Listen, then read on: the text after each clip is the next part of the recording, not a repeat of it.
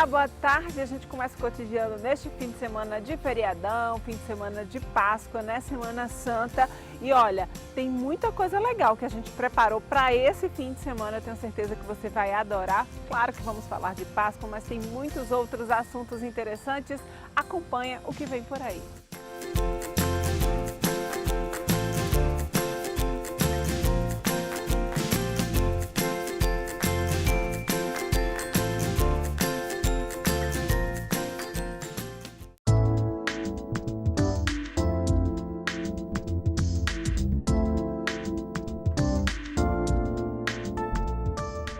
Olha, gente, Páscoa combina com chocolate, não é verdade? E olha, tem muitas opções gostosas. Eu sou uma de que não consigo comer só um pedaço de chocolate, mas eu tô aqui com Paula Maia, que é nutricionista, para ela explicar pra gente o que a gente pode fazer, viu, Paula? Depois que a gente comete alguns excessos. Às vezes, assim, até o domingo de Páscoa, né? A gente senta, tem aquele almoço farto, né? Aí tem os ovos de chocolate depois, né? Eu tenho 2 filhos pequenos, então tem já os ovos da criançada também. E aí a gente fica naquela tentação de comer muito chocolate, de comer muita coisa gordurosa, né? Mas me fala, como é que a gente recomeça assim a dieta depois desses excessos de Páscoa? Então, o ideal é não cometer esse excesso todo, tá? Então, assim, hoje já existe ovos de Páscoa, produtos no mercado sem tanto açúcar, né, com teor de cacau mais elevado, e aí a gente pode fazer escolhas mais saudáveis, tá? Mas digamos que cometeu sim o excesso. Então, quando se comete esse excesso, a glicemia no sangue aumenta muito, tá? O açúcar no sangue aumenta muito. E aumenta também um hormônio chamado insulina, que ele vai estar geralmente mais alto, né? E aí o que é que acontece? Durante essa semana subsequente à Páscoa, a gente tem que priorizar alimentos de baixo índice glicêmico, tá? Que não fazem impacto na glicemia. Quais são eles? Carboidratos que não passaram por refinamento, certo? Girimum, batata doce, inhame, macaxeira. Evitar as farinhas refinadas, farinha de trigo, polvilho, farinha de arroz, inclusive a tapioca, tá? Porque eles fazem impacto rápido no sangue, né, elevando a glicemia. Aumentar o consumo de gorduras que são boas, que vieram também de uma fonte natural. Então, abacate, coco, as oleaginosas, né, a família das castanhas, então castanha de caju, castanha do Pará, nozes. Os azeites também são gorduras muito boas, interessantes, que não fazem impacto nessa glicose, tá? E aí as proteínas também, proteínas que vêm do ovo, do frango, do peixe, da carne, tá? Para quem não come proteína animal, você vai encontrar as proteínas nas fontes das leguminosas, né? E todos os grãos, então feijão, ervilha, todo esse grupo do feijão. Grão de bico. Eu tô vendo que você separou aqui alguns chás pra gente. Também é uma dica, os chás também são importantes colocar nessa alimentação pós-excesso para quem cometeu e para quem também não cometeu. Exato, os chás eles são maravilhosos. Os chás eles não têm caloria, tá? Então não vai impactar nesse valor calórico.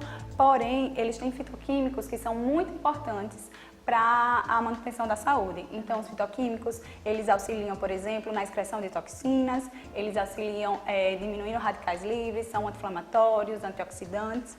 E aí eu trouxe 3 tipos de chá que pode se fazer num período pós Páscoa. Dente de leão e alcachofra, eles vão ter um impacto direto no fígado. Então, tem um efeito hepatoprotetor e é super interessante tomar. O que eu fiz aqui hoje foi o de dente de leão, tá?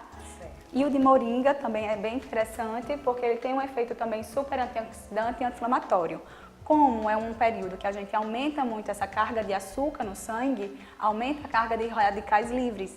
E aí a gente precisa ter esse suporte para diminuir esses radicais livres, ou seja, melhorar a ação antioxidante do corpo. Beber muito líquido também, ele ajuda nesse processo? Então, para a gente absorver, para a gente metabolizar e excretar e eliminar as toxinas, a gente precisa de água no nosso corpo, certo?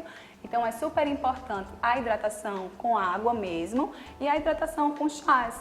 Quer dizer, a gente colocar líquido também no organismo vai favorecer a diminuir a sobrecarga gastrointestinal, quer dizer, quando a gente tem uma alimentação fora do padrão, A gente sobrecarrega o nosso sistema gastrointestinal, estômago, fígado e intestino, tá? Então, voltar para uma alimentação mais natural, mais leve, à base de sopas, inclusive, à base de saladas, muitos vegetais. É importante que a base da nossa alimentação seja de vegetal, legume e verdura, certo?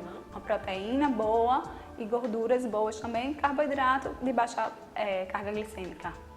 Paula, me dá uma esperança, a gente pode comer chocolate alguma vez na vida. Assim, eu sei que a Páscoa acaba sendo um momento de excessos, né? Mas dá para colocar o chocolate de vez em quando na nossa alimentação? Dá sim. Inclusive, a gente usa como estratégia, né? Por exemplo, pré-treino, um chocolate amargo. Ele vai dar mais energia, o chocolate ele aumenta a serotonina, então é super importante sim deixar um chocolate na alimentação. Agora, são todas as pessoas que vão comer chocolate que podem comer chocolate? Não, tem algumas pessoas que têm sensibilidade ao cacau, por exemplo, tá? Então, isso tem que ser avaliado individualmente, porém, a gente sempre deve priorizar esse chocolate acima, pelo menos de 50%, tá ok? Que aí tem um valor nutricional melhor. E uma ótima opção também que Paula estava falando pra gente são uns potinhos. Dá para comer doce, né? Na Páscoa também não precisa ficar sem doce, não. Dá sim, como eu falei, hoje já existem no mercado várias opções de doces saudáveis, né? De ovos que com teor maior de cacau, que é que tem nesse potinho de Páscoa. É uma massa feita, é um bolo feito com chocolate, 70%, tá? Adoçado com xilitol, que é um adoçante natural. Uma geleia de morango. O morango é uma fruta de baixo índice glicêmico.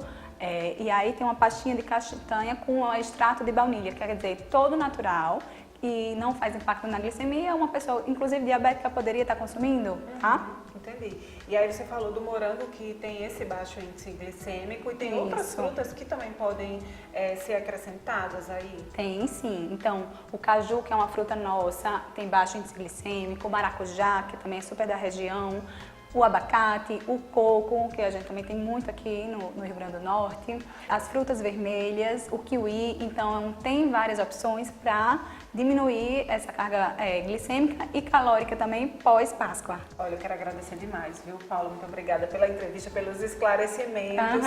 E quem tem dúvida aí em casa, gosta de chocolate, procura um nutricionista, né? Um profissional que vai lhe orientar nessa sua alimentação. É sempre importante reforçar isso, né, Paula? Obrigada a vocês.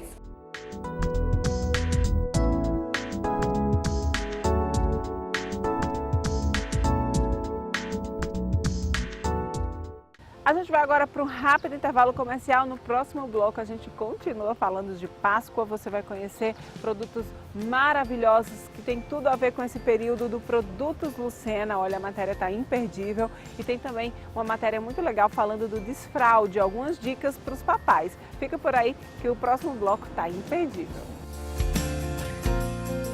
Benefícios do chocolate meio amargo e amargo.